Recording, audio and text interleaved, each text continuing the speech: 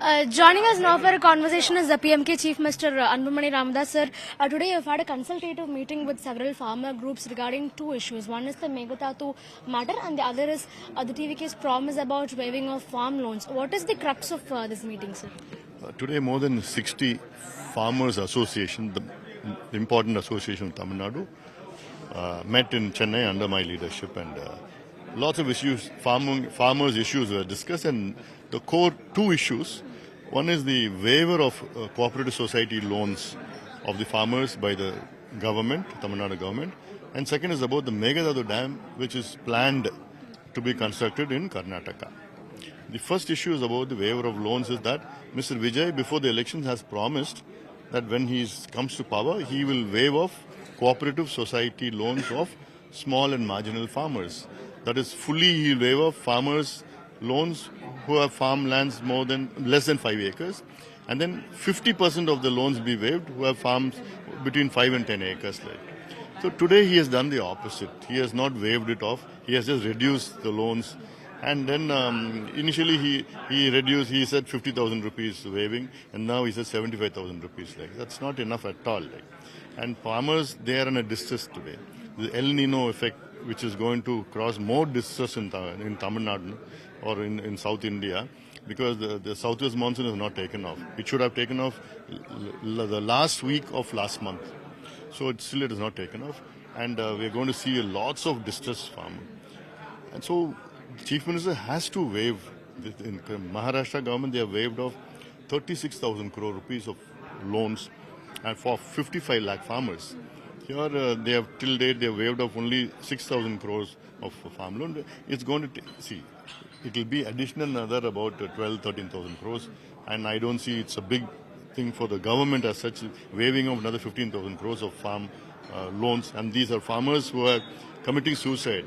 Last 5 years, we have seen 3,200 farmers committing suicide in Tamil Nadu. So, the Chief Minister has to look into this issue passionately, and so he has to announce in this budget session that we will waive the entire cooperative society loans of at least farmers who have less than 5 acres of land. It will go a long way to help them out. Second issue is about the Meghatatu issue, where Mr. D.K. Shivakumar, Honorable Chief Minister of Karnataka, recently he said that he is going to construct the Meghatatu Dam come what may. So, and again repeatedly we see Mr. Shivakumar repeatedly, I mean, I don't want to call it lies, but he's not telling the truth. He's misleading the people. Misleading people and not telling the truth. He's telling that the Supreme Court has given permission for Karnataka to construct the Meghatatu Dam. And the second is that he says that this Meghatatu Dam is going to be used only for drinking water for Bangalore city. And the third, he says that this dam will benefit Tamil Nadu more than Karnataka. So all three are, it's not the truth, or I could call it blatant lies. Because one is, Supreme Court has not given any permission for Karnataka to build a dam. Supreme Court only has allowed the Karnataka government to prepare a DPR, detailed project report, and submit it to the respective authorities. That's all. And the Supreme Court clearly says that this is not a permission for a dam. You submit it. You have a right to submit. You submit it. That's all. And then they have to go through a process. The process is that no government, I mean, the Karnataka government, which is an upper riparian state, Karnataka state, which is an upper riparian state, without the permission of the lower riparian state, Tamil Nadu, Pondicherry and Kerala, cannot construct anything. It is all in the final verdict of the tribunal. It is the judgment of the Supreme Court. It is all in the agreement between Karnataka and Tamil Nadu. So, without Tamil Nadu's permission, Karnataka cannot construct any dam, leave alone Meghatatu. He also knows it. Everybody knows it. But there is an election coming in Karnataka in a year's time. So he wants to whip up emotion. He wants to again come back as a Chief Minister. He wants to win his Mandya district and Kanakapura area. And he has done a Padayatra and all that. So for a political gain, he is whipping up this issue, which is an emotional issue, which will lead into a law and order issue. I'm literally skeptical on that, because for him to politically gain, he is taking up this issue. which is illegal and he cannot construct. It is there in the law, it is in the act, in the judgment, everything is there. So without Tamil Nadu's permission, he cannot. So, and second issue, he says that Bangalore's drinking water, only this dam will be used only for Bangalore drinking water. How much does Bangalore need for drinking water? I'm saying water. See, already 20 TMC water is supplied under the agreement, Kaveri Tribunal's agreement for Bangalore's drinking purposes. Chennai's drinking water requirement is 15 TMC a year. And Chennai has got a population of 1 crore people and floating of 50 lakh, 1 crore 50 lakh people. So for such a huge population, we need about 15 TMC water, that's all. And Karnataka will need more than another 5 or 10 TMC. But then why you build a 70 TMC capacity dam if you just need another 5 or 10 TMC of extra water? So, and third, he says that Tamil Nadu will be benefited more. Tamil Nadu, we have a dam called Mettur Dam. That's the biggest dam across the Kaveri in Tamil Nadu, is 93 TMC water.